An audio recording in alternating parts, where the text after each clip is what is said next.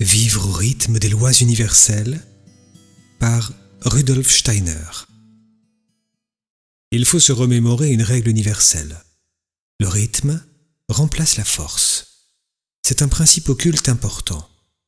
L'homme vit de nos jours de manière très désordonnée, surtout dans la représentation et l'action. Un homme qui ne vivrait qu'avec le monde extérieur, qui le laisserait agir sur lui, ne pourrait pas éviter le danger encouru par son corps physique du fait d'avoir concédé des forces au développement occulte. Il peut cependant faire une chose, accomplir certains actes avec une parfaite régularité. C'est ce que doit faire en tout cas celui qui entreprend son développement occulte. Il devrait faire par exemple, chaque matin, des exercices de méditation et de concentration à un moment qu'il s'est fixé lui-même. Le rythme s'introduit également dans sa vie par une rétrospection le soir de la journée écoulée. Si l'on peut introduire encore d'autres actes réguliers dans sa vie, c'est encore mieux, car ainsi tout se déroule dans le sens des lois cosmiques. En effet, le système entier de l'univers se déroule selon des rythmiques. Tout dans la nature est rythme. La marche du soleil, des saisons, du jour et de la nuit. Les plantes poussent selon un rythme. Toutefois, plus nous montons dans les règnes, moins nous trouvons de rythme. Mais même chez les animaux, on peut encore en percevoir. Ils s'accouplent par exemple encore à des époques régulières. Seul l'homme entre dans une vie chaotique, dépourvue de rythme, la nature l'a libéré. Il lui faut maintenant en toute conscience donner des rythmes à cette vie chaotique. Les moyens d'y parvenir lui sont donnés. Certains moyens lui sont donnés pour introduire harmonie et rythme dans ses corps physiques et éthériques. Peu à peu, ces corps seront mis en oscillation et ils se corrigeront par eux-mêmes, même lorsque le corps astral se retire.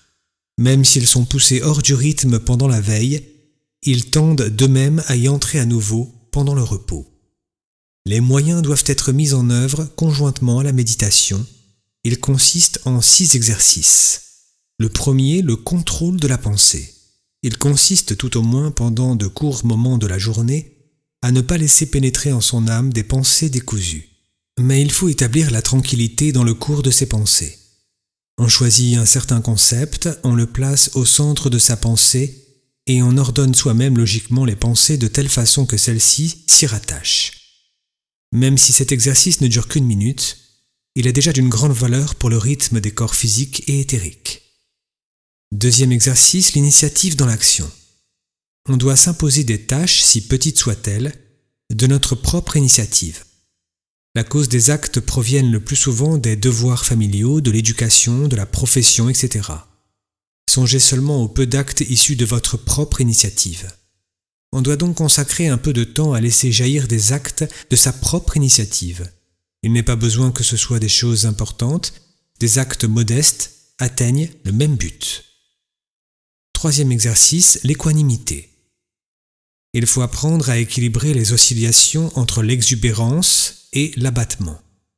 Ne pas vouloir faire cet exercice sous prétexte de perdre la spontanéité des actes ou le sens artistique, c'est ne pas pouvoir parcourir un développement occulte. L'équanimité signifie dominer le plaisir le plus grand comme la douleur la plus profonde. En effet, on ne sera vraiment réceptif à la douleur et à la joie du monde que si l'on ne s'y perd plus et que l'on ne s'y adonne plus égoïstement. Les plus grands artistes ont atteint, précisément par l'équanimité, le sommet de leur art.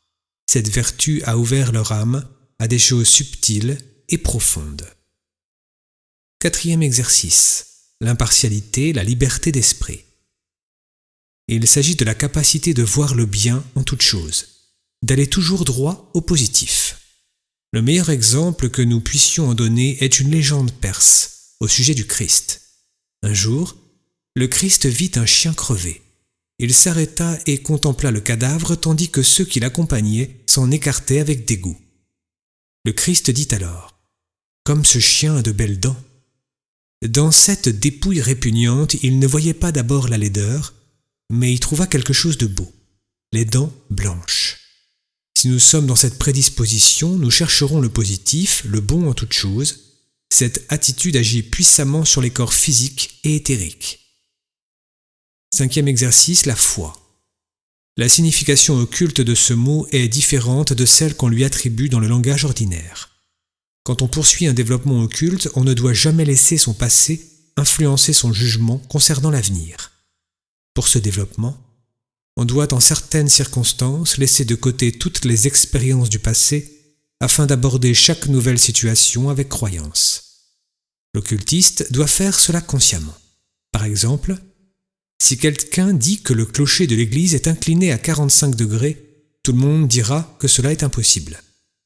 L'occultiste, lui, doit pourtant se réserver une porte de sortie. En effet, il doit aller jusqu'à croire tout ce qui arrive dans le monde, sinon il se fermerait la voie à de nouvelles expériences. Il faut se libérer pour de nouvelles expériences, ce qui met les corps physiques et éthériques dans un état de volupté comparable à l'animal, couvant ses petits. 6e exercice, l'équilibre intérieur. Cet équilibre se développe peu à peu comme par lui-même à partir des 5 qualités citées.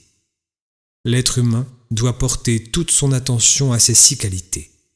Il doit prendre sa vie en main et avancer lentement, comme le dit le proverbe, la goutte finit par percer la pierre.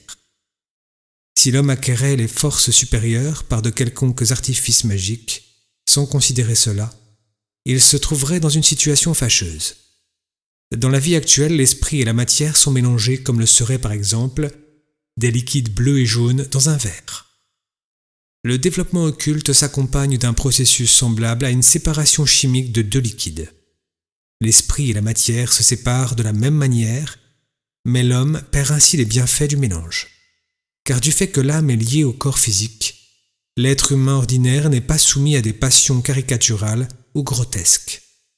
Par cette séparation, il peut se produire que le corps physique, laissé à lui-même et à ses propriétés, sombre dans toutes sortes d'excès.